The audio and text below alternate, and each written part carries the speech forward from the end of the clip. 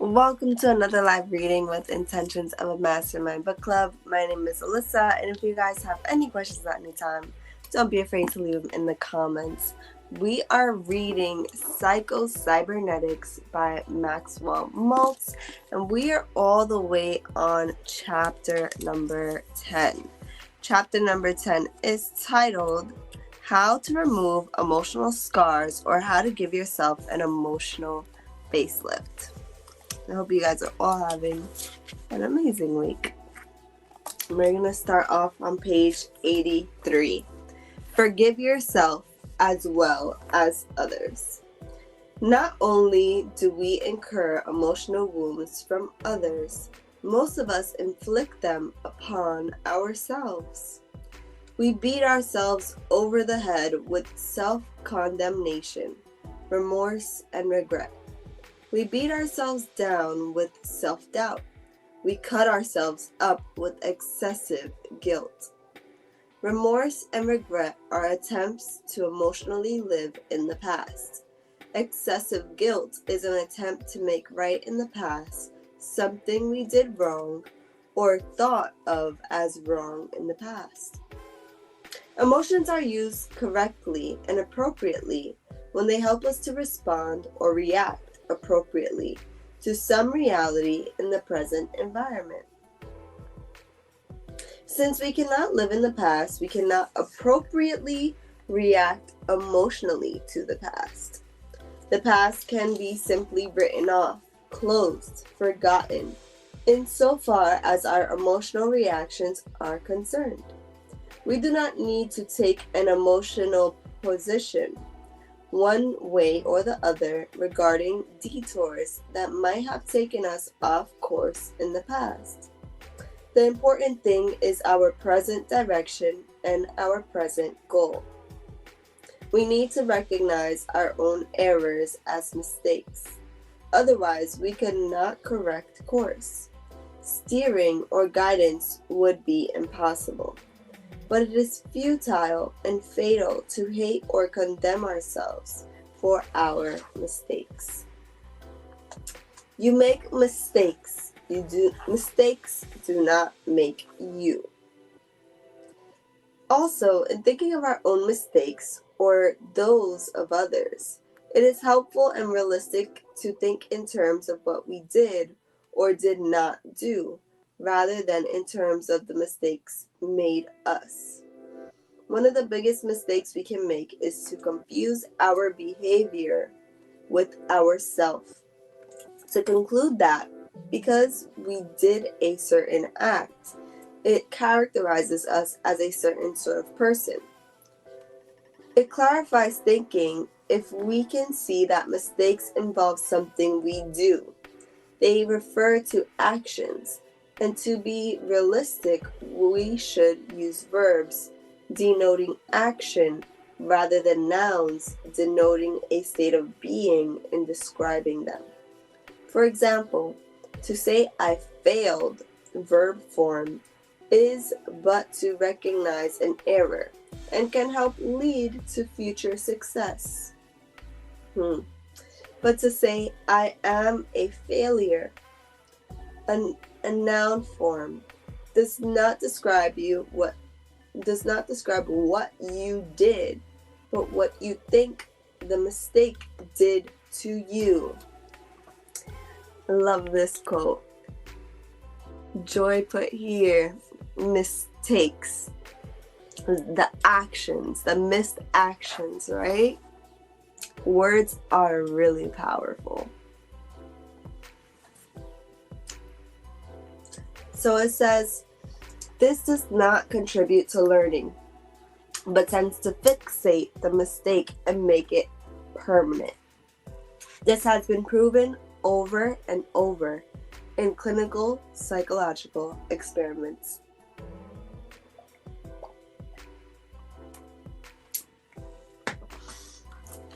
We seem to recognize that all children in learning to walk will occasionally fall.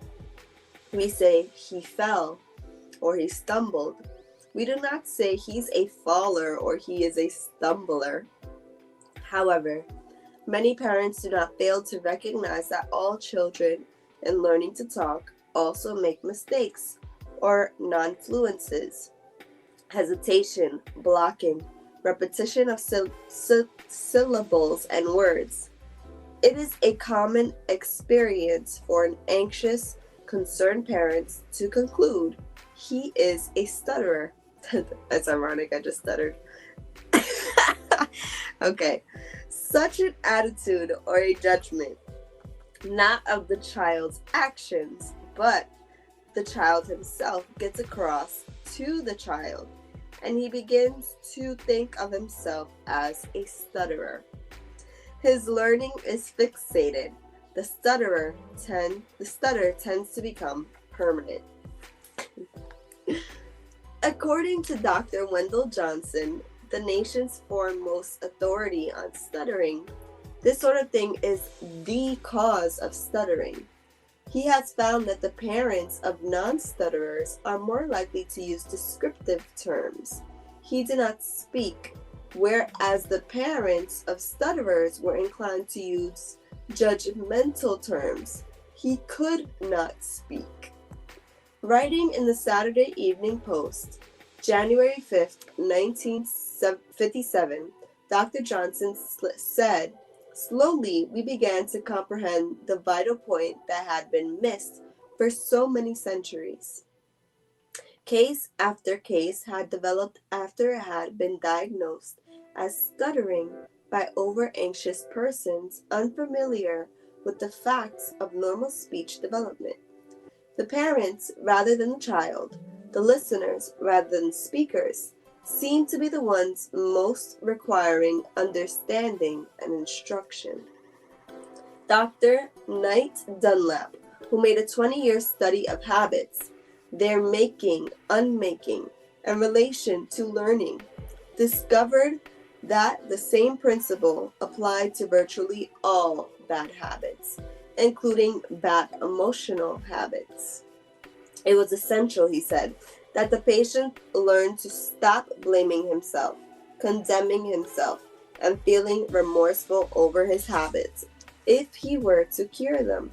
He found particularly damaging the conclusion, "I am ruined" or "I am worthless," because the patient had done or was doing certain acts. So remember, you make mistakes. Mistakes don't make you anything. Who wants to be an oyster? One final word about preventing and removing emotional hurts.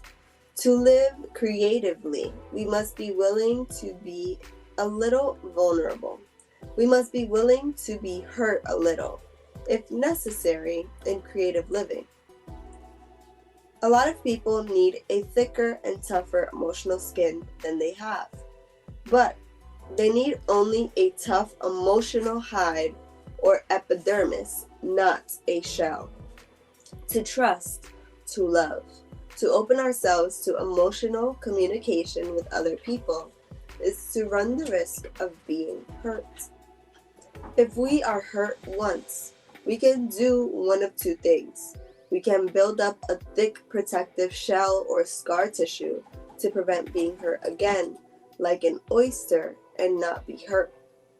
Or we can turn the other cheek, remain vulnerable, and go on living creatively.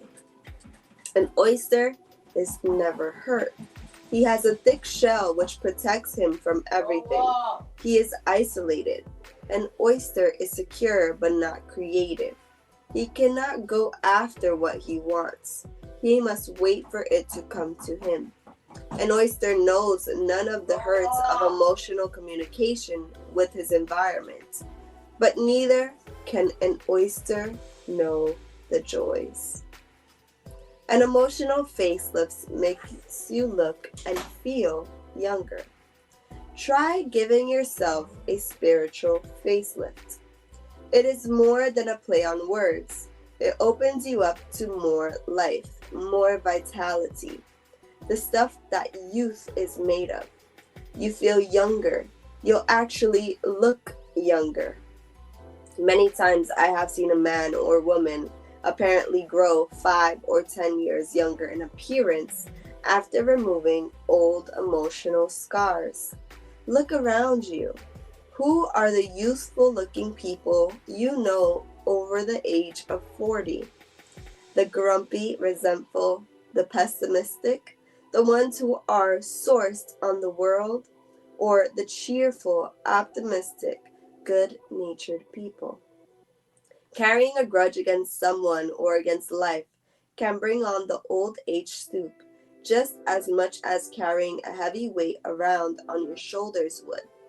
People with emotional scars, grudges, and the like are living in the past, which is characteristic of old people. The youthful attitude and the youthful spirit, which erases wrinkles from the soul and the face and puts a sparkle in the eye, looks to the familiar, looks to the future, and has a great expectation to look forward to. So why not give yourself a facelift? Do-it-yourself kit consists of relaxation of negative tensions to prevent scars, therapeutic forgiveness to remove old scars, providing yourself with a tough but not hard epidermis instead of a shell, creative living, a willingness to be a little vulnerable, and a nostalgia for the future instead of the past. Whew. This was a beautiful chapter. And I'm going to invite on the mastermind members to talk about today. How are you ladies feeling?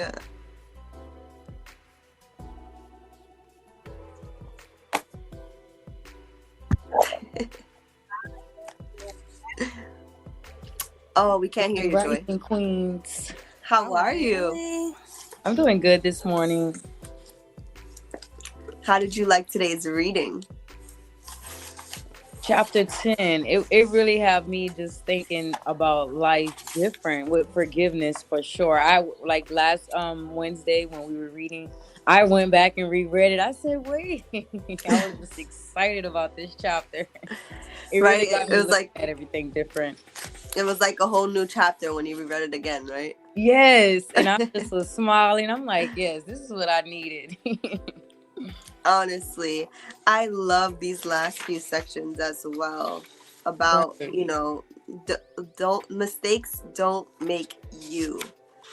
And you can't be afraid to make mistakes, but the power of words and how we were able to see, that word mistakes, right? It's not a character. It's not, a feeling. It's not something that describes who the person is, but what they have done, right? The actions that they have taken but didn't land properly, right? Didn't execute what they probably thought they were trying to execute.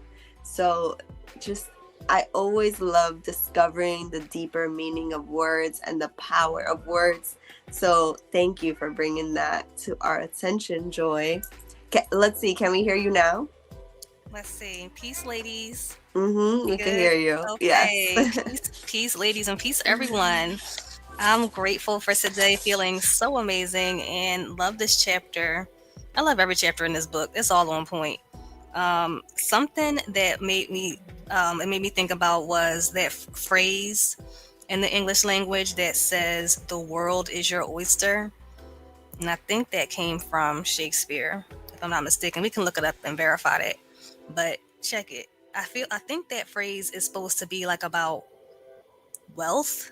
Like you can have anything you desire, because the world is plentiful and you can do whatever you desire. But when you think about it from the perspective of the oyster actually has a protective shell that doesn't allow anything in that would contribute to its growth. I don't know how helpful a comparison that is anymore. That's not something that I say, but I just thought about that when he said, "Who wants to be an oyster?" And I was like, well, what does he mean by that? And then when he broke it down, I said, oh, okay.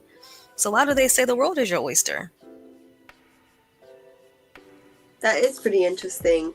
I think also, at the time this quote had arisen, it was like oysters are something you just find in nature, and they have beauty within them if you could really look for it, right? It's all about perspective. And right, oysters are known to make pearls. You got to break them open in order to do that. And I think this understanding of the thick shell, which protects the oyster from everything, the oyster is isolated and it's secure, but it doesn't create any, it's not creative. Like the oyster itself is not beautiful, but what's inside of it is, right? What's inside of it is beautiful. It is valued. And I think even going deeper on that, right? What's inside the world is very beautiful if you have the perspective to see beyond all the pain, all the ugliness, all the mundane, right? It's really not about what you see in front of you, but it's about what you can make out of it. It's about what you can find within the world if you are willing to put the effort in, go a little deeper, and see beyond that. Well, that's beautiful. And from that perspective, maybe being an oyster isn't that negative. You know, I'm not saying that, you know, the author presented it in a negative way, but the author did present it in one perspective, that being an oyster means that you are protecting yourself too much to think creatively. But what you just said, Alyssa, made me think of the quote that was on Insight Timer today. It says, it's a quote by Alan Watts. It says, "We do not, quote, come into this world. We come out of it as leaves from a tree." So that what you just said made me think of that quote in terms of the world is not so much, you get most out of the world when you're willing to examine all that it has to offer instead of just taking it at face value for what it is. Honestly though, and you know, this part too, it made me think of that part, the TED Talk from Brene Brown. I have brought it up a little while ago, but clearly we need to hear it again because if it's coming up again, it's important, right? When you guys finish watching this live and you have some time this weekend, look up the TED Talk by Brene Brown on vulnerability. She gives an amazing presentation on this feeling, and she explains how you cannot selectively numb. And this is basically what the analogy is trying to explain as well. She noticed that a lot of people walk around feeling guilty, or you know, they walk around and they have no feelings at all, or they try to avoid feeling happy or avoid feeling pain. And she began to study because she's a researcher, and through her research, she discovered what most people are avoiding is that feeling of vulnerability. You know, because when we're young, we're vulnerable, we're naive, we're willing to listen, to explore, to try new things. We're being creative at all times in our life. And then, you know, there's usually a shift that happens in our growing stage when we are told that being vulnerable is bad. Right? Being vulnerable is bad, right? Doing living vulnerably, the action is associated with being, you know, a bad person. Maybe he's too sensitive, or he's you know, he's not tough enough, or you know, he's too overreactive, whatever. And then we go around trying to numb ourselves from the pain, not realizing that we can't selectively choose to avoid only pain. When we numb ourselves to any feelings, we cut off all opportunity for feeling, including joy, happiness, creativity. So I think that's really the point that the author is trying to make about, you know, don't be an oyster. Who wants to be an oyster? Who wants to avoid all pleasures of life, all feelings of joy? Because you can't just choose to avoid pain and experience joy. It doesn't work like that. Your body is all one. You are all one beautiful conscious being, and you have to feel all spectrums of emotions. You could choose to focus on the higher ones, right? Of joy, of love, of peace, of bliss, but it comes with the pain, it comes with the anger, it comes with the frustration. But that's when balance comes and forgiveness really comes into play. Because understanding that if you're able to let go and forgive and forget the pain, then it is worth the life of being a little vulnerable and allowing yourself to feel all spectrums of emotion. So how do you guys feel about that? Yeah, I feel like it's even pleading the case even more about like I absolutely agree with everything you said, and I think that we can also look at the whole oyster analogy in a different way too, because the creation of the oyster, the pearl from the oyster, comes from an irritant like sand or something getting into the shell. So yeah, the oyster is feeling something, and then goes internal in order to work all this mess out in order for the pearl to emerge.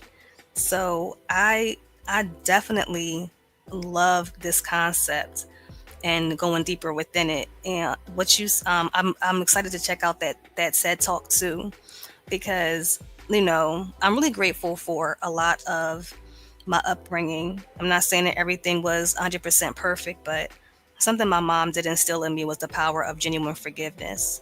And y'all, that is something that all throughout childhood I was ridiculed for. Like you just said, for being too soft, for being a punk, for being too sensitive, for just letting people do whatever. But it's not I'm not letting anyone do whatever. I can forgive somebody and then move on from what happened and not allow them to do what they did again in my life. Me forgiving them is not synonymous with allowing them to do it again. And I think that was maybe a misconception that people may have had. But y'all, that is something that I used to hear all the time. Oh, you too soft. And I'm like, no, I just have an open heart. And I feel like it's not hurting me. It's actually hurting me more to hold on to the grudge. For real, for real. So I'm excited to see and explore this concept more through what Brene Brown has to say too. Honestly, you're going to love it. She talks about the books that she wrote. I actually read it a while ago. It made me cry. It was really good. Because it's that understanding that, like you said, people are gonna hurt you, but it hurts you more to hold on to the pain that they cause because you're bitter and angry than just being like, you know what? They did this, but that's not who they are, right? They may have made a mistake, but it doesn't mean that they're a bad person. And either which way, I can choose to continue to engage in a relationship with them or choose to make space for new relationships. It really is that simple. And I feel like sometimes we try to overcomplicate it because like, oh, but it's my mom, or it's, this guy I work with. And we try to make up all these excuses about why we can't forgive someone, or why we can't move forward, or why people, we can't avoid them. But you're going to let people take your power and your peace. You're really gonna let your circumstances control your life, or you're gonna choose to create your circumstances. I think we will all probably choose, if we had the choice, to create our circumstances. And I think the important part is to bring awareness that you do have the choice, and you can choose to create whatever you want. And you don't have to just be, be blown by the wind or going with the flow. Like, you can direct the flow with your decisions and your thinking. So Joyce said, wow, and holding on to the relationship with those who hurt us is what blocks space for relationships with those who don't. Amen. Literally. I'm going to go into it briefly, but you guys may have heard in the past conversations, I was in a relationship that was very toxic, very abusive, and I held on to it for over 5 years, held on to it with dear life. Like, every single time there was just this red flag of like, hey, you deserve better. I was like, no, but it can be better, right? I was really, really adamant on the fact that, things would change in the future. And I never thought that my partner was a bad person. I just thought, they're just making a mistake right now. And yet, I still would not say to this day they're a bad person. But the mistakes that they were showing me were the characters that he chose to be, right? And it just wasn't in alignment with someone I would marry. Yet I thought eventually they would become in alignment with that. And when I finally let go of that relationship and I finally just decided, this is not healthy for me to continue to be in this cycle. Within a few months, I found my partner now, and he is the most loving, amazing partner I've ever had in my life. And I always tell my friends, if I would have never been assaulted, I would have still been in that relationship and in that cycle. But it really took the maximum amount of pain for me to see and realize that this was not for me. And I got out of it, and I was able to get something 100 times more beautiful. And I was able to forgive. But if I would have held on to that grudge and been like, all men are terrible, all men are, evil, I probably would have never found love again. So it really did have to come from my own heart. It really did have to come from my own desire to be better for myself in order to get a better life and to have better relationships. And thank you, Joy. All right. Do you guys want to add anything else before we close out today? You're welcome. Thank you for listening. Yeah, Mommy, thank you so much for sharing your story again. Because even, no matter how many times you share it, something new is always going to come out. So that's an aspect of it that I haven't heard you say before. So keep sharing, because it is definitely blessing and helping so many people heal. Thank you. I feel the same way. Like, yes, Alyssa. Like, yes, you inspire me. Like, I'm listening, and I'm very grateful and thankful to hear your story again, and happy and blessed you came out of that and found love. Thank you. And I always didn't understand. I would always have that mentality when I was in that relationship, like, why me? What did I do? Blah blah blah. And I was super young, like 16, 17, 18. I didn't, as my mom and grandma would say, I didn't know my ass from my elbow. And, thinking that I understood love, thinking that I understood life. We all think we know it all as a teenager. And we don't. We don't even know where it begins. But when I got out of that situation, my eyes were just open, and all of this knowledge started flooding to me, and it really was an opportunity to grow under intense pressure, right? Diamonds are created under intense pressure. And all the love that I receive from you ladies, from people that I meet nowadays, and people that don't know me from a hole in the wall, but they just see my spirit, they see my fire, they see my burn, they hear the way I speak, they can recognize the way that I think. And I know that I was put in that situation to become a better person, so I can be here now to help other people. And, my point in saying that is we all have a story that we can use to better the lives of others, because people are going to go through things and they won't know what the heck to do. They won't know who to turn to. They won't know what decisions to make. But when you listen to someone who has been where you are and has what you want, you can ask them for advice, ask them for perspective, and really listen and learn from the mistakes they made and how they got out of it on the other end and got a better life. Joy added, adolescence is a major development period for exploration and rebellion, easily confused for having it all figured out. Yes, we've all been there, and our kids are all going to be there. So, that's why I really advocate. Do the work now. Do the work. You don't want to be in your freaking 40s still trying to figure out your life.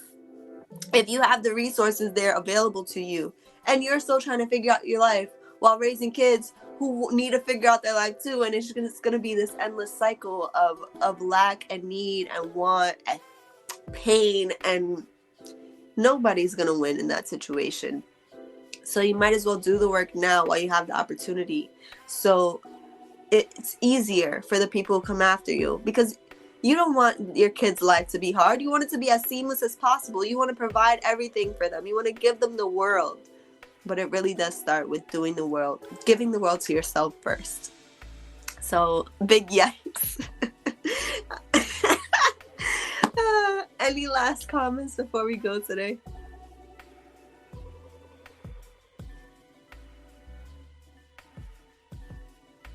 The world is your oyster. No, this is great. I am so grateful. I feel so full right now, and it's only 7:30 where I am. So shout out to this, shout out to y'all, and thank you, Alyssa, for reading as always.